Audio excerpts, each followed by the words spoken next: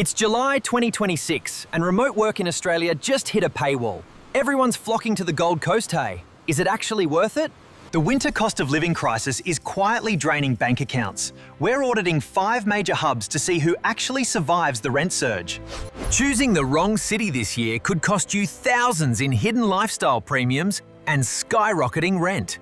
From Perth to Brisbane, Adelaide to the coast, Hayne, we've crunched the real numbers. Let's find out who takes the crown. Here's how we're ranking these: rent to lifestyle value, co-working access, connectivity, and real cost of living, HOUTs, not vibes. Let's start at number 5, the city everyone assumes is the dream. The numbers tell a slightly different story. Number 5, the Gold Coast. Stunning beaches, huge appeal, big lays, but let's look at what it actually costs. Gold Coast rent averages $3,400 to $4,200 a month. Heat, pricier than Brisbane for beachside living. Real co-working spaces exist here in Hayes, but the tourist-driven economy pushes prices up hard during peak season. Number 4, the Sunshine Coast. The quieter cousin most remote workers overlook. Pricing sits close to the Gold Coast, but Noosa's upscale pockets bring a genuinely strong, low-key remote work community. Great for creativity and a slower pace pound. But job diversity outside remote work is genuinely limited here. Number 3, Brisbane. This is where the real value starts to show up in the numbers. Brisbane runs roughly 15% cheaper than Sydney overall, with rent about 31% lower Hass. Real savings, not marketing. Solid co-working hubs, a growing tech scene, and the Gold Coast just an hour away paying. Brisbane earns its spot fairly. Number 2, Perth. Isolated from the East Coast, and that isolation is exactly what makes it interesting.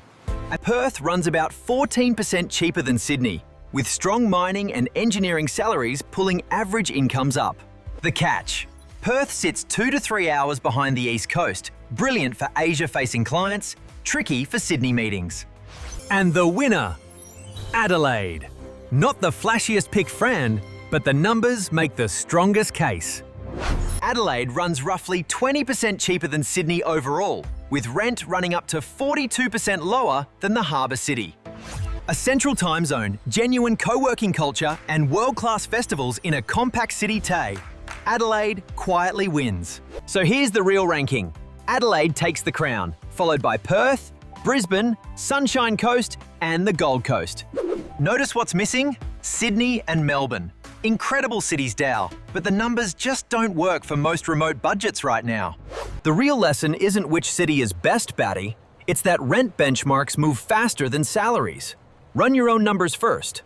Check actual listings on Domain or realestate.com.au for your target suburb. Averages hide huge swings between neighbourhoods. Test each city's NBN reliability and co-working infrastructure before committing. For remote work, connectivity is non-negotiable. Factor in time zones against your actual client base. Perth's isolation is a feature or a flaw, depending on who you work with. If you're on a skilled visa, some regional classifications quietly favour cities like Adelaide and Perth over Sydney or Melbourne. Compare co-working membership costs too. They can swing by hundreds of dollars a month between cities. In the end, it's a trade-off between money and lifestyle tags. Just make sure you're choosing it on purpose, not by default. Rent and cost figures shift constant, Kai.